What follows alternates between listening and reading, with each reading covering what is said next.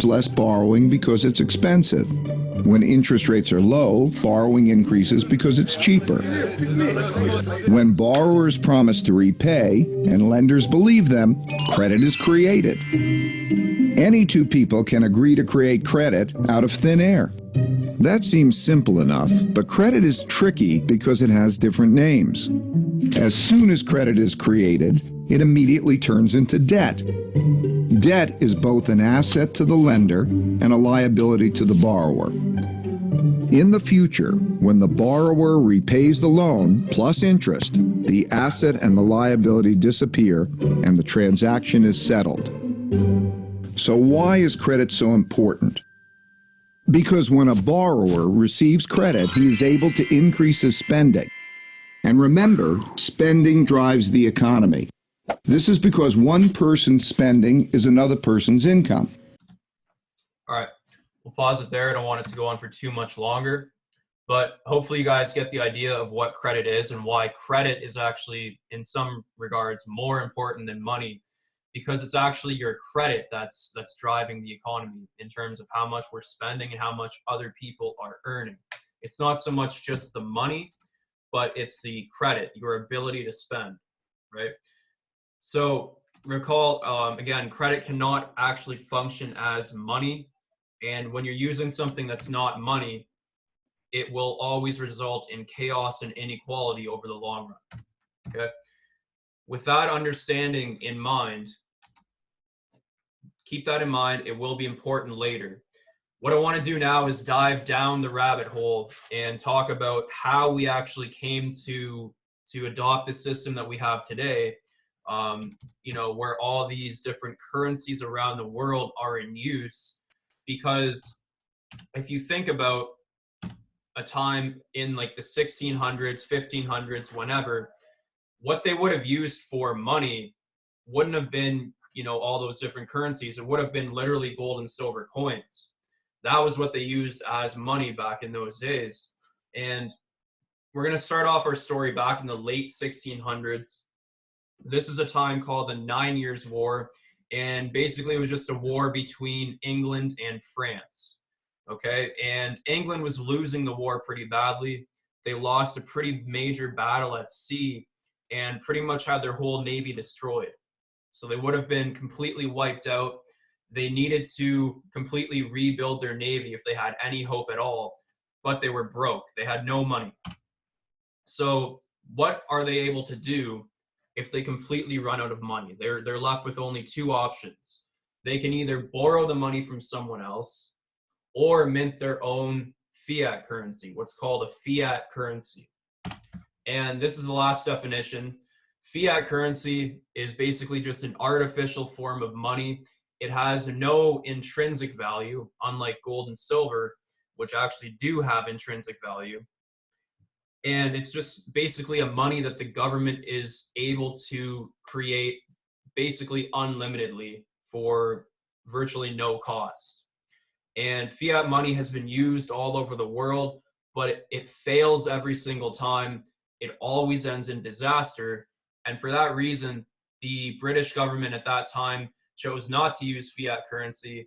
They actually started to borrow money from this guy right here, Sir William Paterson. And this guy, he made his fortune in the slave trade of the West Indies. So he made a whole bunch of money, literally human trafficking. He was a really, really wealthy guy at this point in time. And he had a lot of money. The government needed to borrow a lot of money. So what he did was formed a private corporation known as the Bank of England. And the Bank of England was able to loan the government the money it needed for 6% interest.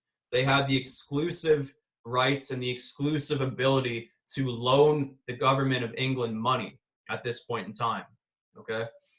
And this became the first ever central bank, sort of the template for the system other countries around the world would be adopting over the next coming years around the world. When this happened, obviously the British government needed to raise a whole lot more money. And so one of the things they did was start increasing their taxes on the American colonies. At this point in time, you have to remember that America is not technically a country yet. they're still colonies of Britain, and they didn't like getting all these extra taxes put on them. So one thing they did to rebel from this was they created their own form of money called the Continental Dollar, and they heavily opposed all these taxes put on them by the British. Eventually, they would completely rebel and declare independence from England altogether. And one of the main reasons they did this, one of the main driving forces behind why America split off from England and became their own country, was because they did not want to be forced to use a form of money that went against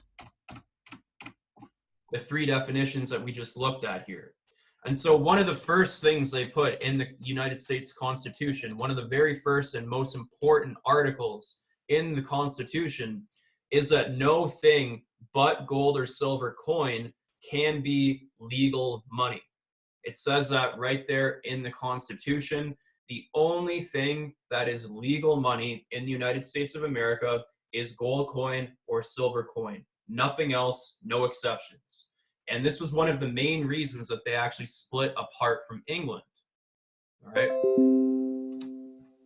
Thomas Jefferson, one of the founding fathers of America, he heavily opposed the idea of the central bank that the English were using.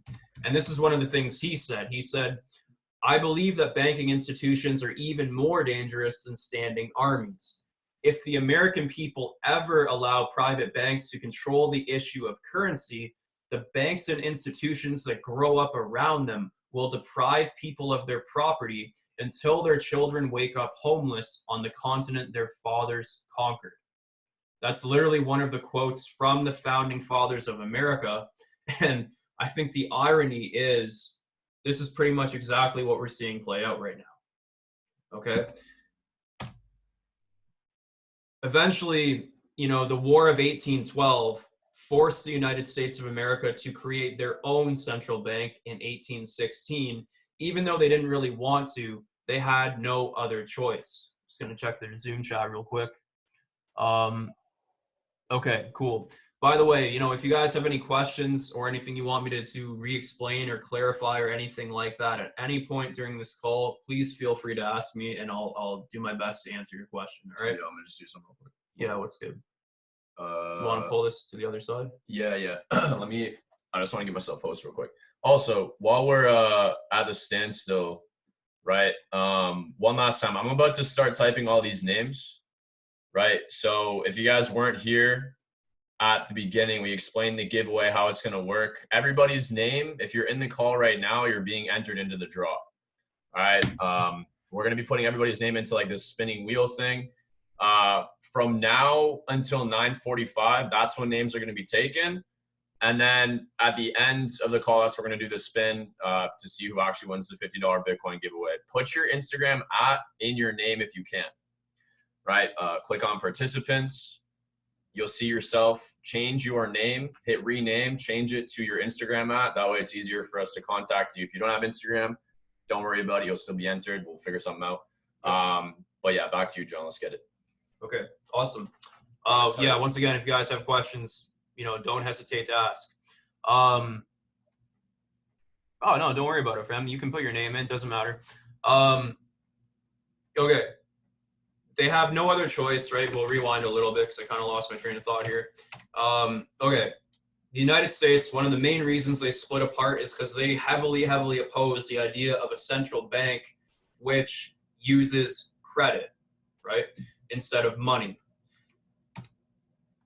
The founding fathers of America, like Thomas Jefferson, heavily opposed this idea, but with the War of 1812 costing them a fortune, they unfortunately have no other choice but to create their own central bank, which they were, forced to create, the first United States bank in 1816. Later on, shortly after the creation of that bank, President Andrew Jackson would later completely abolish the bank, destroy it, and he actually completely paid back all the debt that they borrowed from the war. For the first and only time in United States history, at this period right here in the 1830s, President Andrew Jackson was able to completely erase the debt of the United States government. then a pattern's been emerging. You can see pretty clearly on the chart that around wartime, the debt starts to spike up, and then during peacetime, they start to pay down the debt. So you can see the war that they had to fight to declare independence had a lot of debt. They pay that debt down. War of 1812, they have to borrow a lot of money. President Jackson pays it down till zero right here, where it's at zero. You can see the impact of the Civil War. They start paying down the Civil War. But then around this period, World War I, the Great Depression, World War II, all these other wars the United States are fighting. This chart's been cut off in 2011. But if you were to continue this, extend it outwards to where we are today in 2020, the debt levels would actually be above 100%, above even the highs we saw right here in World War II. And, you know, that's very, very catastrophic consequences. It's very scary, the path that we're going down. This is something that I've covered, you know, plenty of times before in these training calls, and I'll continue to cover them. But for now, from a historical standpoint, understand that he completely destroyed this central bank and he paid down the debt. And the elite bankers did not like that at all, because they obviously wanted to control the supply of money in the United States like they were in England. So in response, the English completely ceased trade. They tightened credit. They demanded payment from the American people in hard cash. And even the elite bankers within America began staging several financial panics around this point in time. Okay. And it's around this point in time, you know, during the Civil War and shortly after the Civil War, that a lot of the wealth of the United States is beginning to concentrate in the hands of a few very, very powerful men who were later dubbed robber barons. Okay, so I've got here the next video clip that we can play that sort of explains who these men were and how they were able to amass so much money. But it is not for lack of trying. Immediately upon the death of the bank, the banking oligarchs in England react by contracting trade, removing capital from the US, demanding payment in hard currency for all exports, and tightening credit. This results in a financial crisis known as the Panic of 1837, and once again Jackson's campaign to kill the bank is blamed for the crisis. Throughout the late 19th century, the United States is rocked by banking panics brought about by wild banking speculation and sharp contractions in credit. By the dawn of the 20th century, the bulk of the money in the American economy has been centralized in the hands of a small clique of industrial magnates, each with a near monopoly on a sector of the economy. There are the Astors in real estate, the Carnegies and the Schwabs in steel, the Harrimans, Stanfords, and Vanderbilts in railroads, the Millens and the Rockefellers in oil. As all of these families start to consolidate their fortunes, they gravitate naturally to the banking sector. And in this capacity, they form a network of financial interests and institutions that centered largely around one man, banking scion and increasingly America's informal central banker in the absence of a central bank, John Pierpont Morgan. John Pierpont Morgan, or Pierpont as he prefers to be called, is born in Hartford, Connecticut in 1837 to Junius Spencer Morgan, a successful banker and financier. Morgan rides his father's coattails into the banking business, and by 1871 is partnered in his own firm, the firm that was eventually to become J.P. Morgan and Company. It is Morgan who finances Cornelius Vanderbilt's New York Central Railroad. It is Morgan that finances the launch of nearly every major corporation of the period, from AT&T to General Electric to General Motors to DuPont. It is Morgan who buys out Carnegie and creates the United States Steel Corporation, America's first billion-dollar company. It is Morgan who brokers a deal with President Grover Cleveland to save the nation's gold reserves by selling $62 million worth of gold to the Treasury in return for government bonds. And it is Morgan who, in 1907, sets in motion the crisis that leads to the creation of the Federal Reserve. All right, spoiler alert. Okay, so J.P. Morgan was basically responsible for funding all these wealthy men, later dubbed the robber barons. These men were the first billionaires in American history, and this is the first period in history where private corporations have so much wealth that they basically, you know, one of these corporations, one of these men would have had as much wealth as an entire nation generations before them. these men had more power than previous like emperors of countries did. They had so much wealth and influence during this time, right? So the question is, how was it that they were able to amass so much wealth during this time, right? We mentioned JP Morgan. All the videos that I'm posting and more will be dropped at the end of the call with that Google document I was talking about. All right, so stay tuned for that. In reality, all the men that you just heard about on the screen there, all those billionaires were funded by the Rothschild family, either directly or indirectly. I put on the screen a picture here. It says, "Hello there, my name is Jacob Rothschild. My family is worth $500 trillion. We own nearly every central bank in the world. We have financed both sides of every major war since Napoleon. We own your news, your media, your oil, and your government. You've probably never heard of me." Okay? So whether directly or indirectly, this man and his family were funding those robber barons. There was actually investigations done after JP Morgan's funeral, and it was determined that he only actually owned 17% of his bank, of his corporation. All that other money that he had invested and he had earned along the course of his lifetime was simply money that he had borrowed from the Rothschilds. He was basically just a front for the Rothschild family, like so many of these other big corporations were. So it's during this time that a single group, a single family is able to amass all this wealth. And no. yeah, just unless you have a question, please just keep yourself muted. Thanks. Okay, so whether it's directly or indirectly, they're funding both sides of every major war, funding all these big oligarchs around the United States of America. So how was it that they were actually able to do this? Well, we have another video clip explaining how it was that the Rothschilds were able to basically do all those things that I just said that they did. And okay, we're going now back to a famous battle called the Battle of Waterloo, which was the famous deciding battle between the French army led by Napoleon and the English army. So, you know, if Napoleon wins this battle, he basically defeats the British army, and he then gets to go on and conquer all the other armies of Europe. If he loses the battle, he's captured, sent to exile, and none of the other big nations in Europe have to worry about him going and pillaging the entire continent.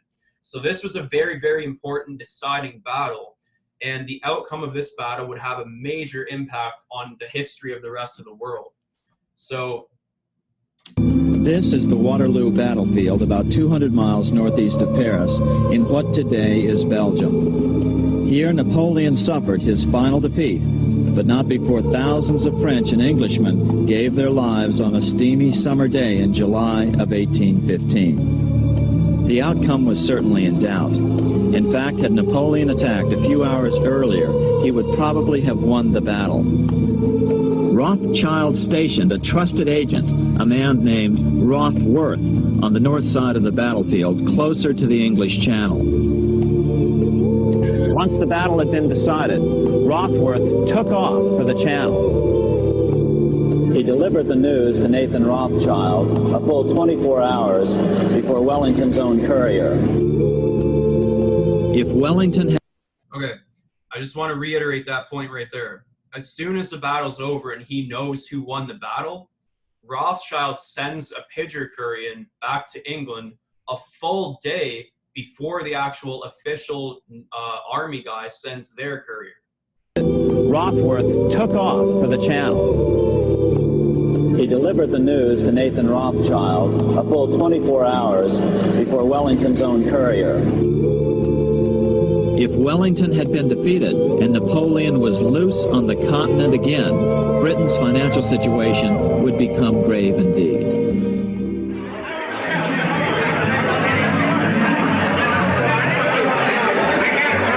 Too late, Miss Rothschild. this time. Rothschild, you've lost your luck.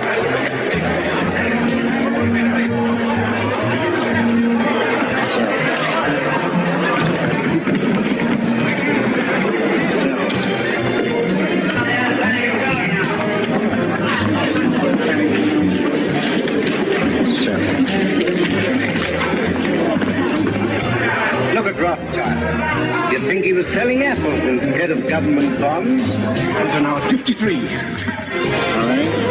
I'll keep on selling till I tell you to stop. You're creating something like a panic on the exchange, sir. I know. Other nervous investors saw that Rothschild was selling. It could only mean one thing. Napoleon must have won, Wellington must have lost. The market plummeted. Soon everyone was selling their consols, their British government bonds, and prices dropped sharply. But then, Rothschild started secretly buying up the consols to his agents for only a fraction of their worth hours before.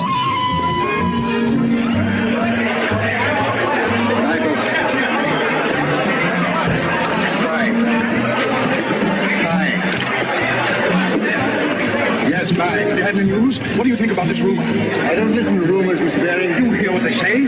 Wellington defeated. You might tell me what you're going to do. I have no objection to all London knowing what I'm going to do. I'm fine. What's even more interesting about this story is that some authors claim that the day after the Battle of Waterloo, in a matter of hours, Nathan Rothschild came to dominate not only the bond market, but the Bank of England as well.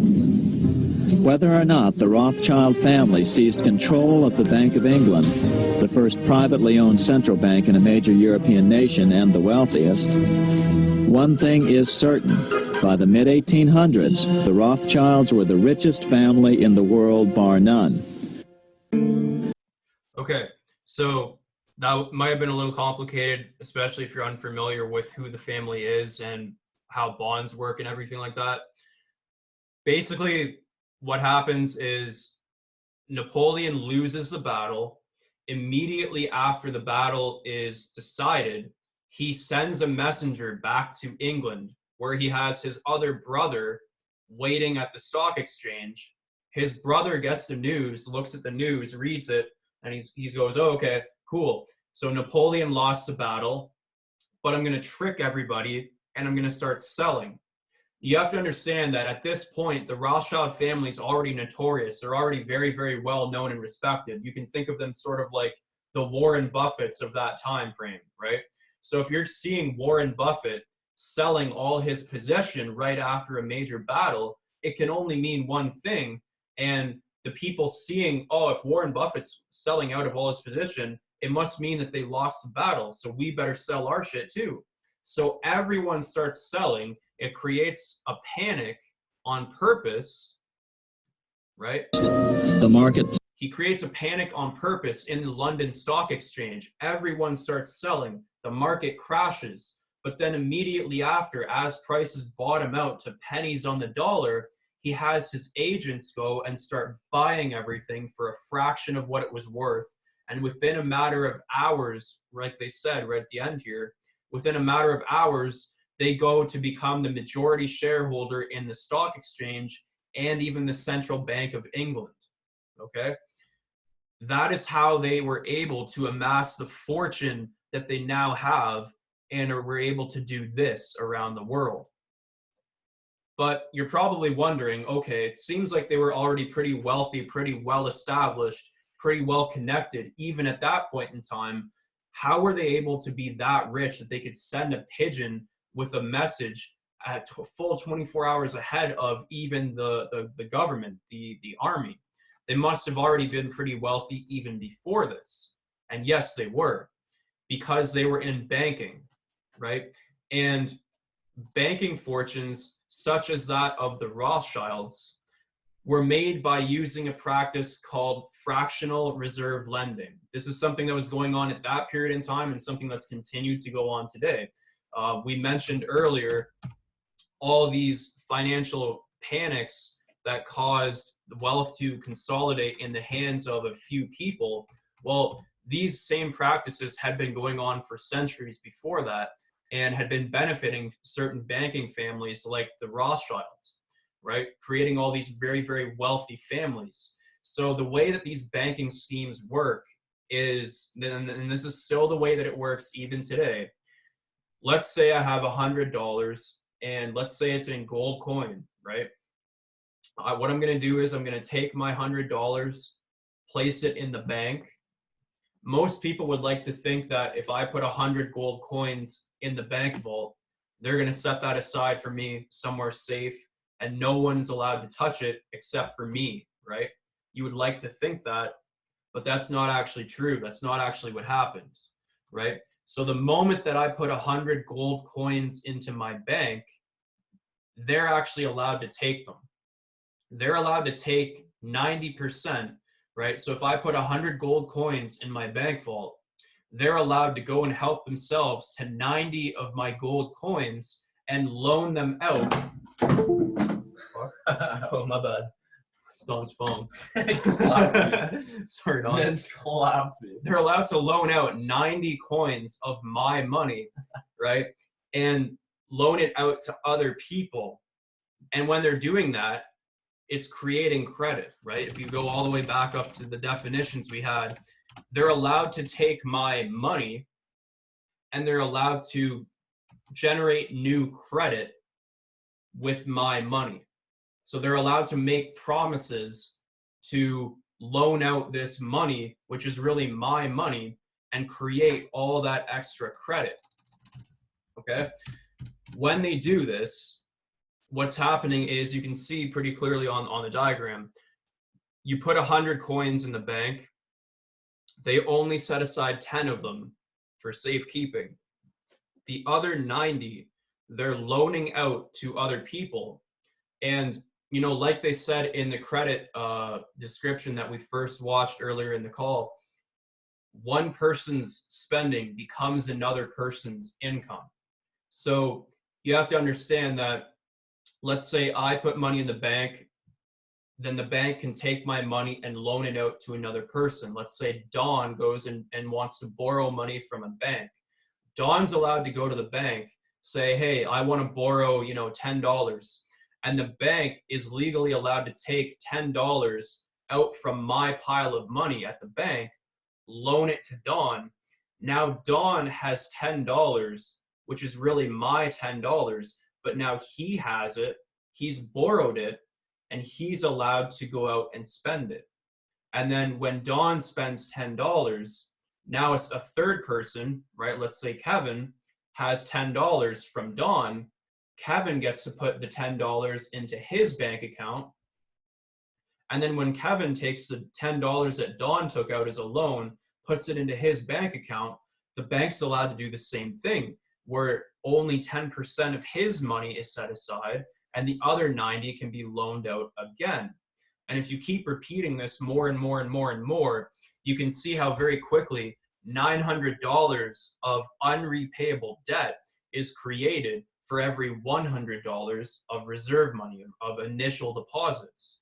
And the important thing to note here is, if everyone tried to withdraw their money at once, the banks could only afford to pay back 10% of all accounts. The other 90% of people straight up have their money disappear. And because of this practice going on for years and years and years, and 90% of the people, or whatever percent of the people having their wealth completely disappeared and screwed over, that is how men like this, who were at the top of the scheme, were able to build so much more fortune, so much more wealth than the bottom 90%. It's basically what they call a Ponzi scheme on a very, very, very large scale, right? So men like that use their fortune to back both sides of every war, like they did in the Napoleon War, okay? So I'm gonna check the chat. Money is created the moment we use credit cards. Absolutely, right? Absolutely. So what we've forgotten, even 100 years later, is gold is money. Everything else is credit. very, very few people actually fully comprehend what JP Morgan meant when he said that in court. We have shifted from transacting in money to almost exclusively using credit. And to help you guys understand what exactly he means, we're going to look on the Wikipedia page for, what they were using in the 1800s as money. It says right here, before the Civil War, the only money issued by the United States was gold and silver coins. Only such coins were legal money, that is, payment that had to be accepted. Paper currency in the form of banknotes was used, but they were not legal tender. These notes had value only if the bank could be counted on to redeem them, right? So, this would be an example of credit. Credit only has value if you believe the other person who you got the money from is going to keep their promise, right? And so the only reason these notes had value is if you trusted the banks. The moment you don't trust the bank anymore, that note does not have value. They soon, right? And these notes almost always became worthless. Okay, so actually, this is talking about the other money that they were using. We mentioned this kind of briefly. The United States began using their own form of money called the Continental Dollar, but these became worthless due to British counterfeiting, right? So, right, we've had this paradigm shift of everyone used to understand that the only actual thing that was money was gold and silver coins. Directly in the Constitution, it even says right there, only gold and silver can be payment or tender in payment of debts. But today, the majority of what we're transacting in is not money, it's actually credit, right? It's actually credit. We're almost exclusively using credit. And as a result of that, every time one of these bank panics happens, wealth is completely destroyed from the poor and the middle class and transferred to the top of the pyramid, where men like these are able to amass billion-dollar fortunes, even trillion-dollar fortunes, while the rest of the world is losing all their money.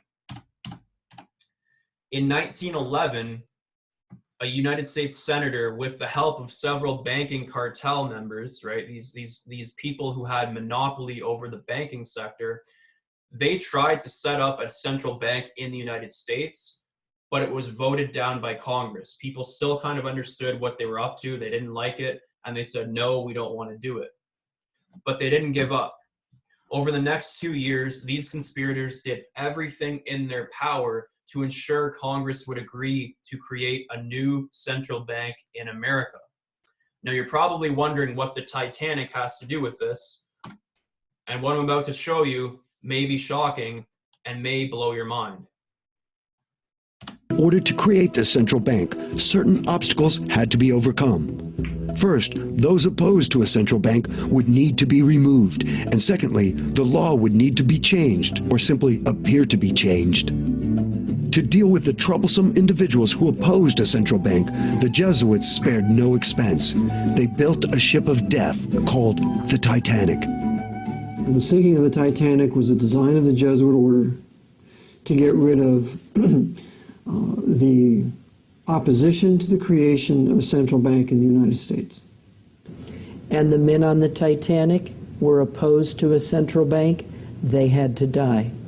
Among those were John Jacob Astor, Isidor Straus, Benjamin Guggenheim, and a host of other millionaires who were opposed to a central bank in America. Therefore, they had to be taken out of the way, and they were on the Titanic. The company building the ship was owned by J.P. Morgan, who was himself an agent of the Rothschilds family, the Rothschilds being the bankers for the Pope and the Vatican. The main Jesuit targets were brought on board. The captain of the ship was Edward John Smith. It appears from his actions that Captain Smith was a Jesuit coadjutor, that is, a Jesuit who has taken the oath but does not wear the robes. A coadjutor blends into the scenery and never looks like a Jesuit priest. It is a veteran sea captain, Edward Smith, who orders the ship to travel through an 80-square-mile ice field at full speed on a moonless night. There had been over 8 telegrams warning the captain of the danger. He's warned 8 times, slow the ship down, slow the Titanic down, you're going too fast. Not once stopped.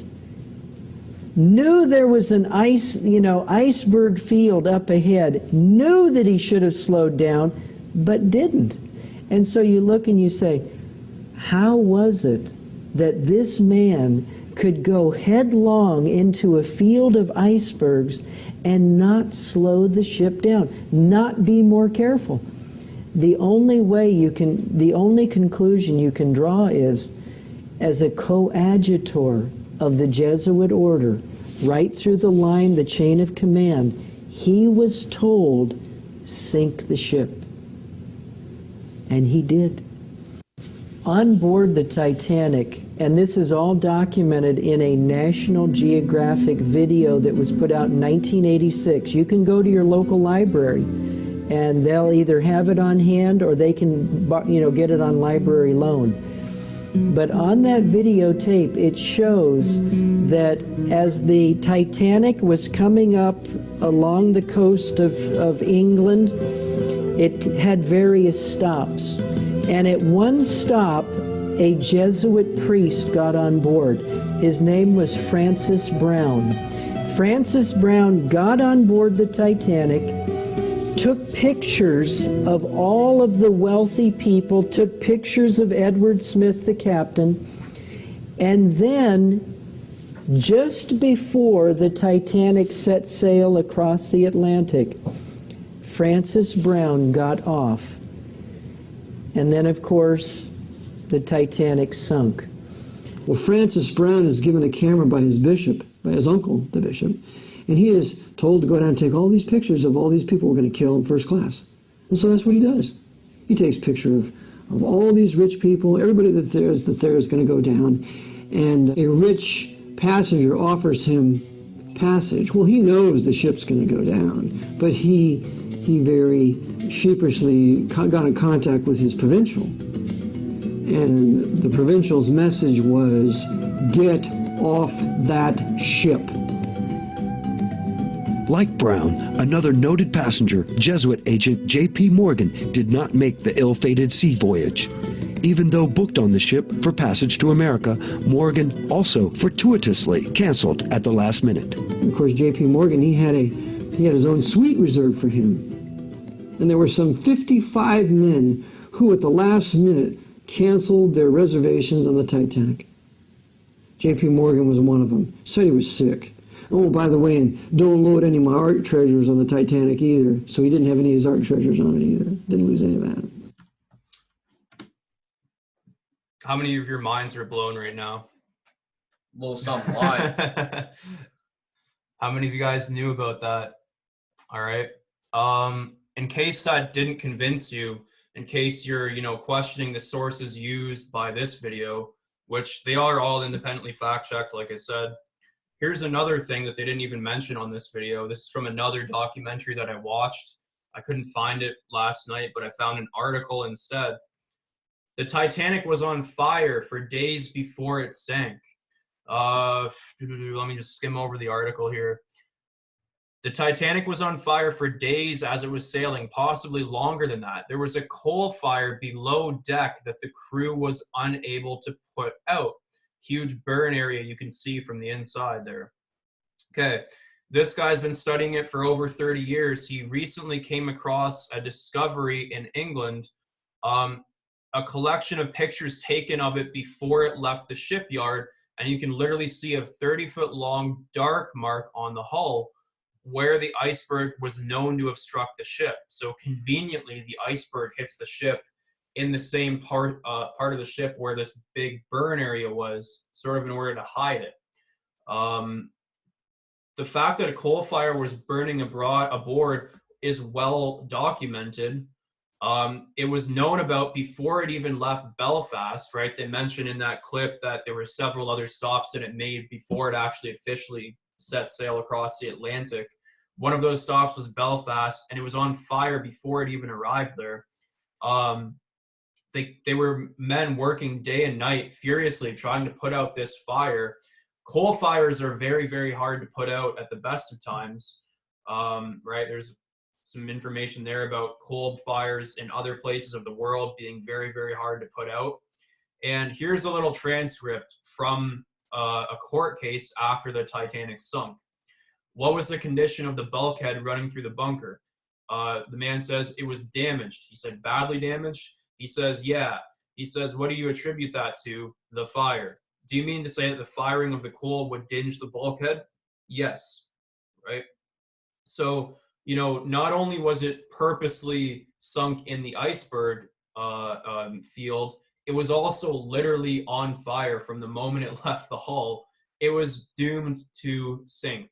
So for whatever reason, guys like JP Morgan cancel last minute. Oh yeah, and by the way, don't put any of my priceless art treasure on board either. Don't want to have that, you know, sunken as well. So that was one of the events, is they sunk the Titanic. Now they have big players out of the way and they can go and proceed with their plan. So these men, actually, sorry, I don't think I actually saved where it was in the video clip, but somewhere in this video clip, bear with me here and I will find the clip where it says what they did after the Titanic sank.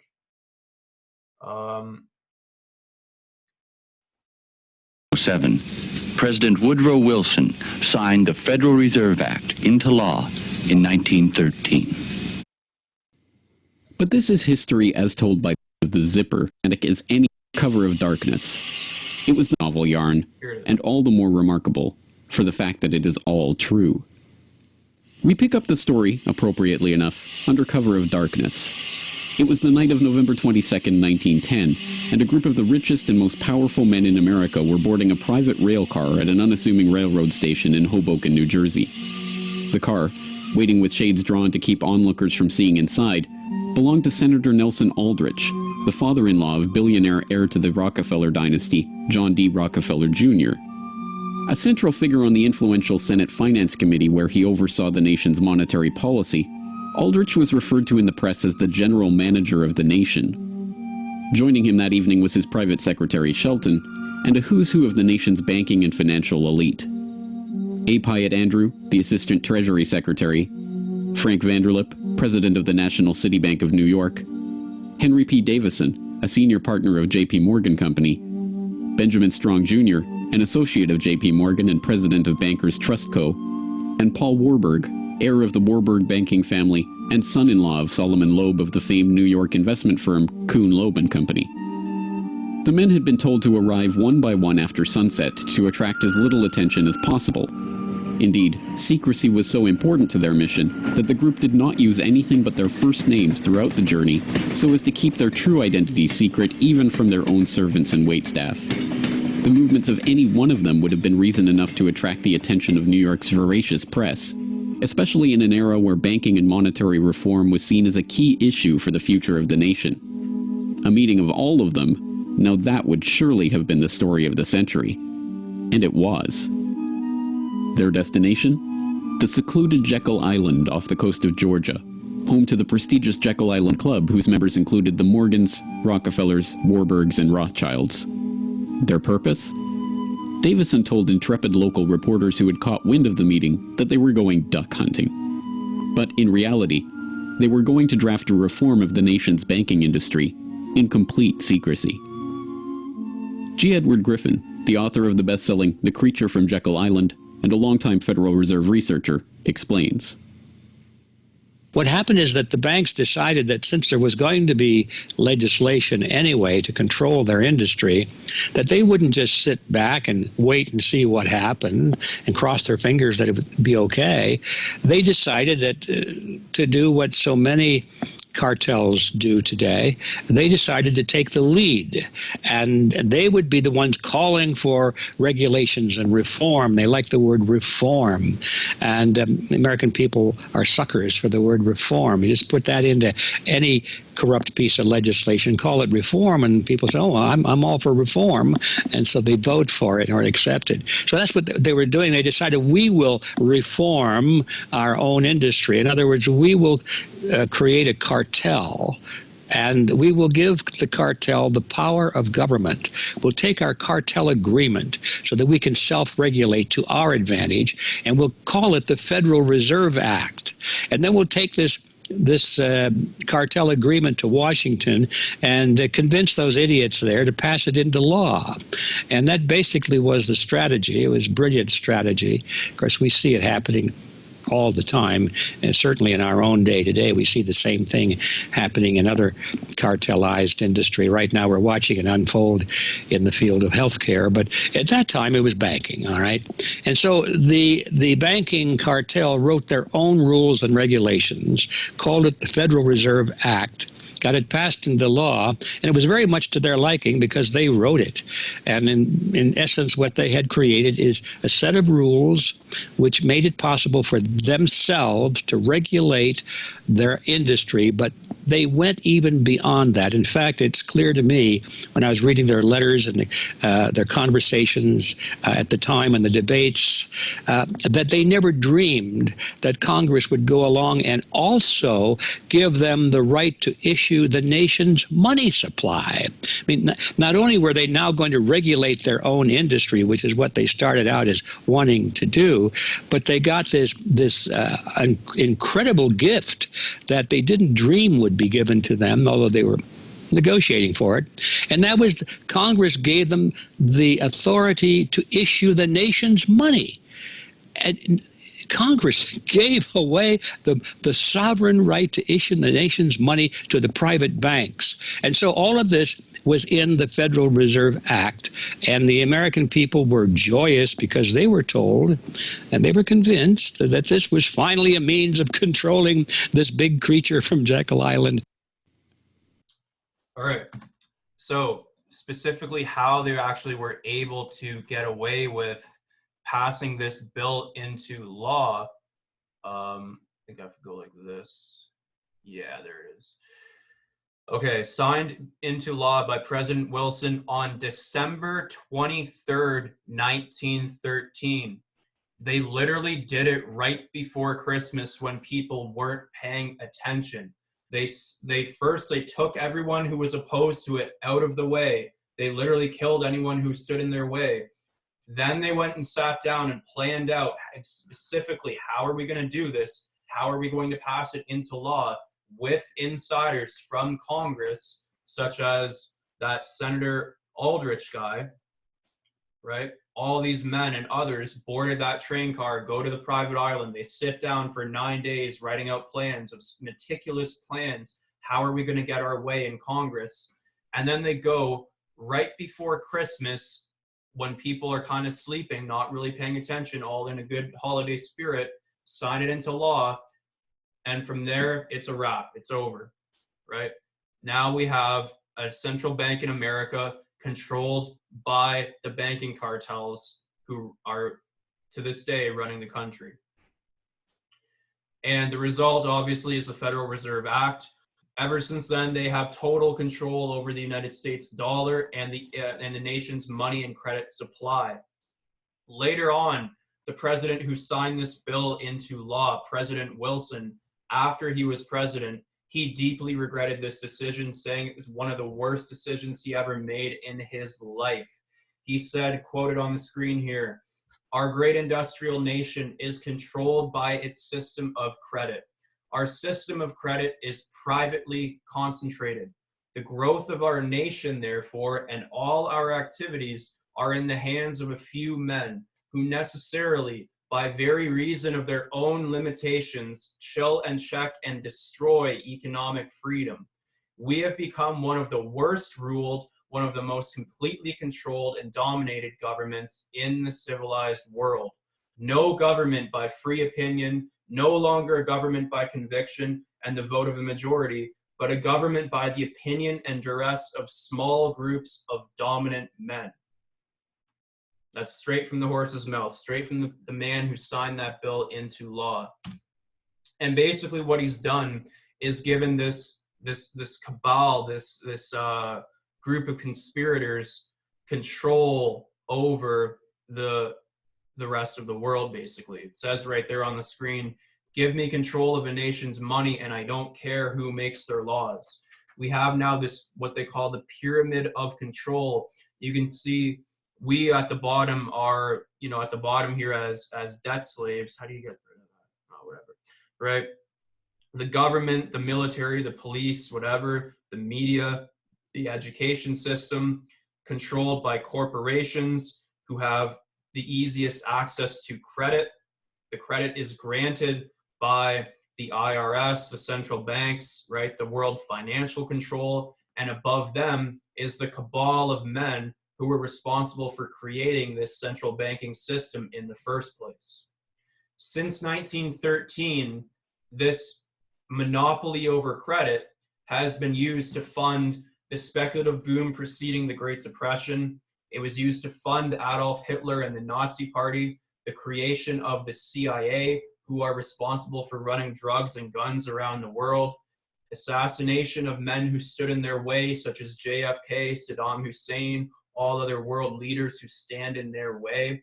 You know, even recently, the guy in Iran who died, the Vietnam War, the Korean War, the Cold War, the Gulf War, the Iraq War, the Afghanistan War, the conflict all in the Middle East, this war on terror. And it's the root cause of all wealth inequality in the world today. We mentioned before that this man, this one man, has a fortune of $500 trillion. If they wanted to, they could end world hunger. They could end world poverty. There would be no conflicts. But they use this power to their advantage. And their ultimate goal is to control finance and energy and food and farming and politics and all of these things. And their next objective, this is what I'm getting to, their next objective is to use the power they have to crash the global economy, because every time there is a depression, wealth is transferred from the poor and middle class to up that pyramid to the elite ruling class. And it's a means of them taking away everyone's power, because if you think about it, it even says here, debt is a form of slavery. We have a system where you basically are born into a system where it's normal to have to take on debt for school, for buying a car, for buying a house, for your, you know, just for your education, to get a job, to be able to pay for all that stuff. It's a way of controlling you to the day you die. And they want more control, and they want to put us in a position where we're never able to rebel against them because we're too busy working 40 hours a week or 50 hours a week, and we have all these bills to pay off. And, you know, they want to stage another financial crisis in order to achieve their next goals, right? So what can we do about it? What are some things that we can actually do, knowing what we know now on this, from, you know, the last hour or so of this call? What can we actually do about it? And I've narrowed it down to 3 things, right? Number 1, learn as much as you can and share this with as many people as possible. This is one of my missions. This is what I aim to do on these training calls. Some resources free to you guys, available to you guys right now.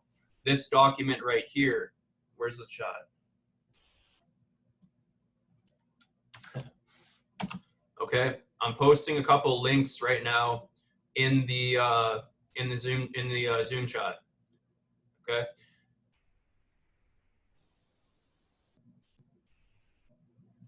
So the first one is a link to that Google document with all the videos. All the videos that we just talked about on this training call are in there, and some other videos that I didn't reference at all in this call, but are still very relevant. Everything to do with the next financial crisis. I personally run training sessions on Zoom, like the one we're on right now, every Tuesday at 4 p.m. Eastern and every Thursday at 9 p.m. Eastern. Obviously, you know, this call is a little bit different. This is more of a public service announcement to get more people aware of what it is that we're doing. But, you know, normally we dive right into what is their next objective, that next financial crisis. I want to make sure that everyone really understands what their end goal is here and how we can put ourselves in a position where we're not going to lose all our wealth and all our freedom when this next financial crisis happens, and we can actually stand up and do something about it, right? So, you know, get yourself on these videos, watch a couple of these videos per week, whatever it is you want to do. You know, maybe I'll organize this and make it a little bit better to find your way around here. But there's a ton of information. Most of the videos we covered today are at the bottom of the Google document here. Who is behind the crash? So, for example, this one right here is the one about the Titanic. There was a little clip about the Titanic I pulled from there. The Dynasty of Rothschild. Who is the Rothschild family? Century of Enslavement. The whole documentary about the Federal Reserve Bank. JFK to 9/11. This one's really about following the money. Where is the money going? Now that they have this central bank in place, what specifically are they using that money for? Where is it going? I mentioned they're funding the Hitler regime and the Nazi Party. They've funded the CIA, the assassination of John F. Kennedy. All that stuff is proved independently, fact-checked on the video right here called JFK to 9/11. Welcome to Truth. This unveils a lot of information about the New World Order, the secret societies who are kind of behind the scenes really running things, that so-called shadow government. Thrive. What you doing? There's a big box on the screen. You good now? It's not blocking anything. Yeah. Thrive is sort of another documentary on, you know, how we can take back control. David Icke, a professional conspiracy theorist, he has a lot of information on his channel as well. I posted a couple of different interviews with him there, right? So take advantage of all these different videos on here. Share the information with as many people as you can. There's a share button right here on this Google document. This is free for you guys to use. Share it with as many people as you want. Bring people onto the calls. I've put right there when the calls are. This is really scratching the surface, this call right now. We've got about 80 people on this call. This is the most I've ever personally had on one of my calls. So let's, you know, continue getting people on these calls and educated and in the loop on what's really going on behind the scenes, right? That's the first thing. The second thing that we can all do is stop using credit and start using actual money. Right? I mentioned before that all these problems are because people don't understand that gold is money and everything else is some kind of form of credit, right? We said earlier in the call that the United States, one of the main reasons that they rebelled and became their own nation was because they wanted to use something that actually was all three of these things. Anytime we use credit, we're deviating away from one of these things. And anytime we use a fiat currency, we're deviating away from one of these three things, right? So you want to get your hands on something that is one of these three things. This is something I preach on my training calls. I've been talking about for months and months now. You want to invest your money, your credit that you have from these central banks into actual money, right? Get your hands on gold, on silver, or on a decentralized cryptocurrency like Bitcoin, because these things will give you back your freedom and take you away from this system where we're dependent on credit from the banking cabal of the Federal Reserve and other central banks around the world. So I'm just gonna go ahead and close these so there's less clutter on my screen here.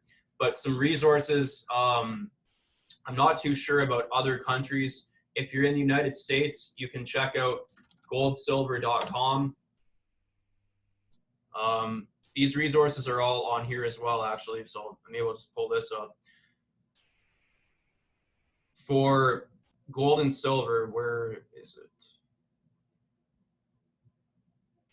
Okay, there. For Canada, silvergoldbull.ca.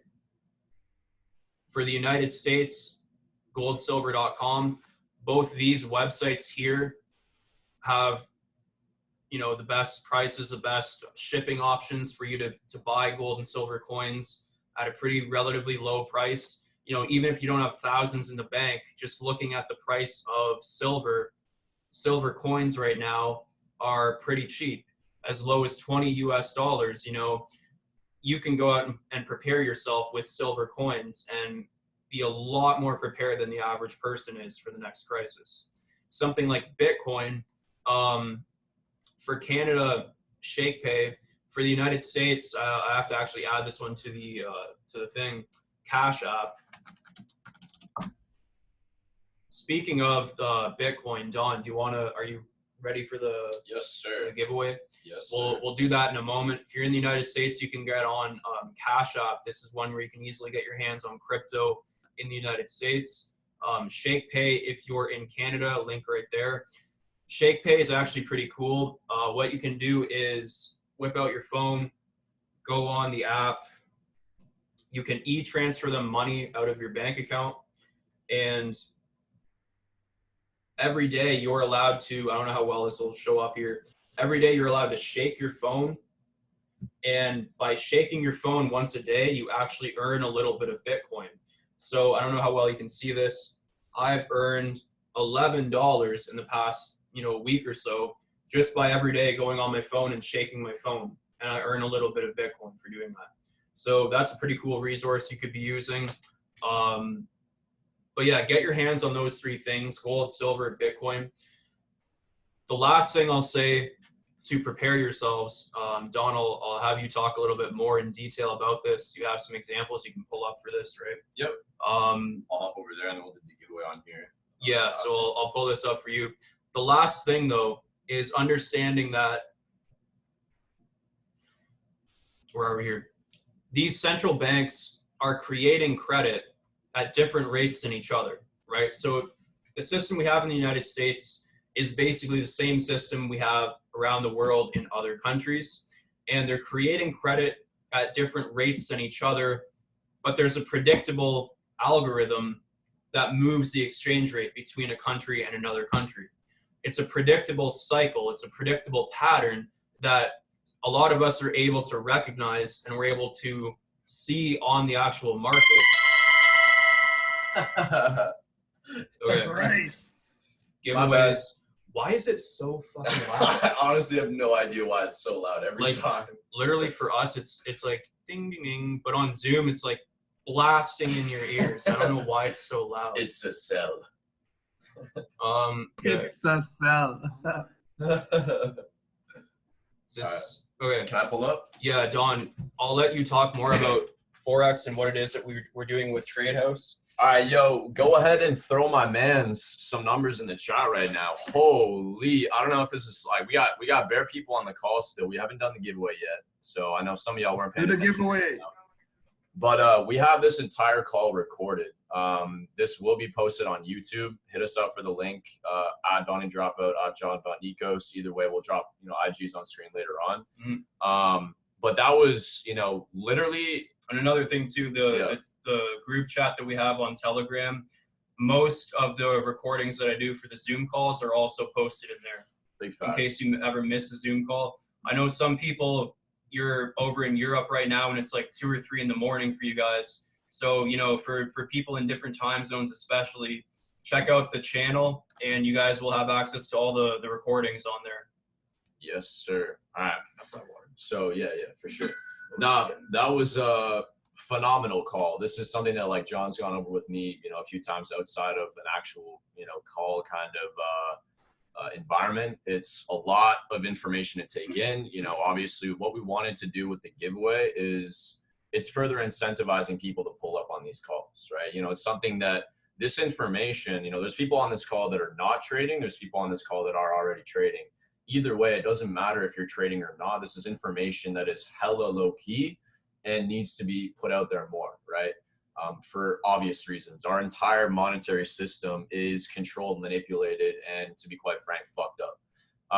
So, in addition to what John was saying, buying gold, silver, Bitcoin, spreading awareness, another way to solve this problem is actually basically beating the banks at their own game. So the way that these institutions manipulate price of different things, different assets, whether it's Bitcoin, whether it's stocks, stuff like that, we, John and I, we trade. We are a part of a team called TradeHouse, which is an educational team in terms of teaching people how to trade and make money in these markets. trading alongside the institutions, right? Those that have the majority of the control over these markets, right? What the prices are doing. You know, if I were to pull up, for example, the Dow Jones Index, okay, this is something that, you know, is a stock that longer term, I mean, looking at this chart, it's been going up for decades, quite literally decades. And back in, you know, 2008, we did see, you know, a little pullback in price, but longer term, the market has been rising, going to the upside. What John will do in his other calls is explain how and why this market in particular, stocks, is heavily overvalued. In fact, the price of the Dow Jones Index, as well as a bunch of other stocks and other asset classes, are overvalued because essentially the people that we're playing against, these institutions, have the power to print money out of thin air and pump it into whatever market they would like. So someone in the Zoom chat was asking about Bitcoin. Bitcoin is something that is heavily controlled as well. As much as the banks will have you believe that, you know, they aren't engaging or indulging in Bitcoin at all, I'm willing to bet they probably are. Okay. The fact that, you know, Bitcoin will fluctuate sometimes thousands of dollars per day. In fact, we caught a trade this week. This was called out to our team, right? We have basically mentorship, you know, teach people how to trade, but also calling out trades for you guys to take. This is something you guys can reach back to either myself, John, or whoever got you on the call today about. This was a sell setup. So the way that we trade, we're able to take buys and sells and basically, you know, take advantage of these market fluctuations, understanding how the institutions trade. Okay. This was a trade that I personally called out for Trade House earlier this week. Essentially what we have on screen here, let me grab my pen. Okay. Is we have, right, obviously we're looking at a chart. I'll explain how to, you know, read a chart in a second here. Essentially with what you're looking at on screen, we were at a high point in price and I was anticipating the price to go down. I called out a sell, which is essentially me anticipating the market's going to go down. I enter a sell. As the market goes down, I make money. Okay, this is the before screenshot. Let me go ahead and play the after screenshot for you guys that are brand new to trading, okay? Show the replay. 100%. So this is, I can show it a replay or I can just show it all at once. This is where price is currently at right now, right? Within the span of, you know, it's been about 48 hours since I called out this sell. We were up at this point. We fell off around $600 in Bitcoin price yesterday. Having entered that sell, you know, for those of you guys that are a part of Trade House, you know, some of y'all took this with me. You're up a pretty penny. So in terms of understanding these markets, obviously that's something we go into further detail on in other calls. What I'll just go ahead and showcase with you guys real quick is actually our call schedule. So John's calls are open to anybody and everybody. The trading calls, explaining how we actually engage in these markets in terms of trading, is exclusive to Trade House. So that's something you would have to do further inquiring on, seeing if trading something for you or not. This is what our call schedule looks like as of right now. So we have literally 40 plus hours a week of educational Zoom calls, teaching people how to trade, teaching people about the financial crisis that's, you know, basically on the brink of happening, teaching people about mindset, the things that aren't taught in school, we're teaching. Okay, Trade House at one point is going to have institutions where we're teaching people the real shit that should be taught in school. Amen to that. Okay, this is what Trade House is all about. Really just spreading awareness about all these different topics, right? You know, having the conversations that most people do not have. But with that being said, let's go ahead and do this giveaway. Okay, if you guys have any questions about anything at all, I'm gonna put up. In the meantime, you guys can unmute yourself or you can type in the chat whatever questions you have about, you know, who the people are that we were just talking about, anything you want more detail on that we just talked about, anything I didn't cover that you might be curious about on the topic of the financial crisis, whatever. Yeah, that shit was fucking crazy. Somebody said they can't see. Yeah, Jerry, it's something that, like, that's a risk I'm willing to take. You know what I mean? If it means waking up the masses, it is what it is. What we have is strength in numbers. At the end of the day, that's the only thing we have over the elite. At this point, this is a very small ripple that's being made. Until it's a wave, I don't think anything's going to happen in terms of stopping these types of calls. Let me just mute the chat real quick. All right, there we go. Perfect. So go ahead and hit us up on Instagram. Talk to us. We love to interact with you guys about everything we just talked about today. Obviously, we have the Telegram group where we do these calls every single Tuesday and Thursday. in addition to the trading ones as well. So this is my personal Instagram account. This is John's Instagram account. He's the mastermind behind this call. I want to see him at like 400 followers by the end of this. Okay. Show man some love, right? Let's go ahead and get this giveaway done. All right. Let me go ahead and put in the Wheel of Names website. So I'm going to delete all these, Control V. Okay. In the meantime, as John was going through all of this, I inputted all 80 of the names that we had on the call into this so that I can go ahead and spin the wheel, right? This is no cap, so there's no manipulation. I'm going to go ahead and click the screen. It's going to spin. Whoever it lands on gets the $50 worth of Bitcoin. If your Instagram is on here, I'm going to message you on Instagram personally. Get your Bitcoin address. We'll get it to you that way.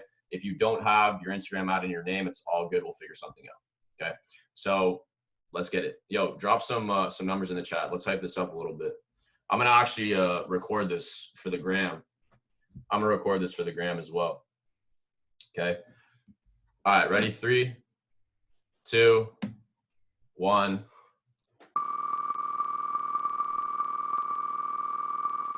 That's a lot of names. That's a lot of names. Oh, no way he called that, dude. Oh, God. Let's get it. Let's go. This guy messaged me at the beginning. Who's that? That was no cap, by the way. Okay. Let's go. Holy. Joel's freaking out. Nah, bro, I manifested that shit, bro. No cap. No cap, bro. Words are so powerful, you guys. Deadass. Super. Before we did this call, Joel was manifesting this shit on other calls throughout the day. Everything. That's so funny. That's so ironic. I swear to God, that was not manipulated. I swear on my mom's life. It was the website. On my mom's life. But yeah, let's get it. Cool.